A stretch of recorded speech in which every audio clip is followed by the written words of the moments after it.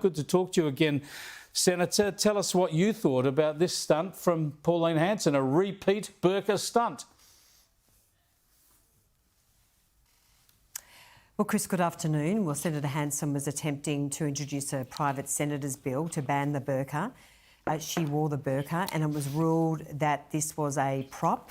She was asked to remove it. She declined to do so and then she was named, and now the Senate is currently suspended. So it has been a somewhat dramatic time in the Senate this afternoon. I just want to go to some of the reaction from other senators in the chamber this afternoon. Clearly, what has happened today is not a genuine demonstration of faith. In fact, it is the middle finger to people of faith. It is extremely racist and unsafe. What we should not do in this place, whatever views we may have on policy, is to be this disrespectful. Yeah, now I think you're going to get overreactions against Pauline Hanson here and in favour of her, Sarah Henderson. This idea that it's racist and disrespectful to wear a burqa at the same time that, of course, they're supporting the wearing of the burqa by anybody else when they choose to outside of Parliament. What do you think that the reasonable interpretation of this stunt from Pauline Hanson is? Well, I really can't speak for Pauline Hanson other than she obviously was trying to make a point. The burqa has been banned in a number of other countries, and so she clearly wants to prosecute the case here. But as you saw, there were many senators who vehemently objected. I have to say there were some terrible things said about Pauline Hanson in response, which I won't repeat, which were unparliamentary. It was pretty unedifying, and so, as I say, Chris, the Senate is currently suspended. We are waiting for the bells to go, so we will resume very soon. Look, it is a stunt. Obviously, wearing a burqa in there is a stunt, but some of the critics here are people who have been wearing kaffirs in the Senate to supposedly support Palestinians. Sarah Hanson-Young has been slapping a salmon around the Senate. I mean, so there's a long history and a growing history of stunts in the chamber. Well, I think the one that really upset me was the wearing or the wrapping around of the Australian flag. That was ruled to be a prop, and so that was a little controversial from my perspective. But there is a strict rule that we cannot use props in the chamber. That is very clear, and of course when there were various items taken into the Senate, they've been ruled to be out of order, so that's the situation today. What do we expect the ramifications to be for Pauline Hanson? She'll be banned from the Senate for 24 hours, will she? Or could be there some more severe penalty? Well, my understanding, Chris, is that she has been banned for 24 hours. But as for what might happen tomorrow, you will really need to ask her. I really just don't know.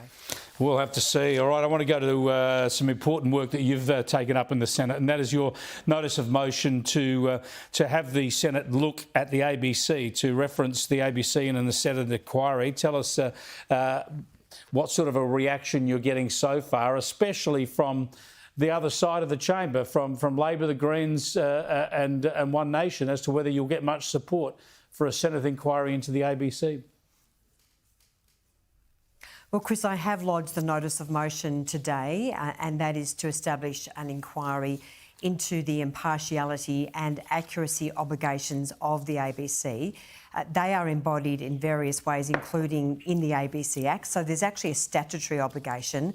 And I'm really concerned that when the ABC makes egregious errors, when it's clearly not being impartial, too often the Albanese government just turns a blind eye. So I think the ABC does need to be held to account. We've seen some really bad instances of a lack of impartiality in previous weeks. The doctoring of the photograph featuring Jane Hume on Insiders, the hectoring of Susan Lee in her interview with the 7:30 report. She was interrupted 35 times. And of course, as we've spoken about, Chris, the improper editing of the Four Corners program involving the President Trump's speech and the Capitol riots, where the ABC deleted the same key lines as the BBC And as we know, 2 executives of the BBC are now no longer there because of that very significant error. So this is a really good opportunity for the Senate to have its say, but more importantly for all Australians to have their say,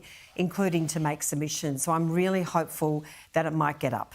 Yeah, spot on. And the ABC has just been in denial about that Sarah Ferguson Four Corners piece and that dodgy editing. And the ABC Ombudsman has refused to take it up and inquire into it as well. And there's this other piece from Four Corners, Mark Willisey on Four Corners, cutting up the same vision and with his own words creating a false impression. Have a look.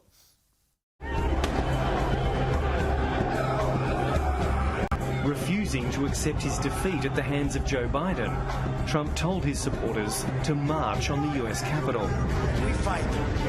We fight like hell. And if you don't fight like hell, you're not going to have a country anymore.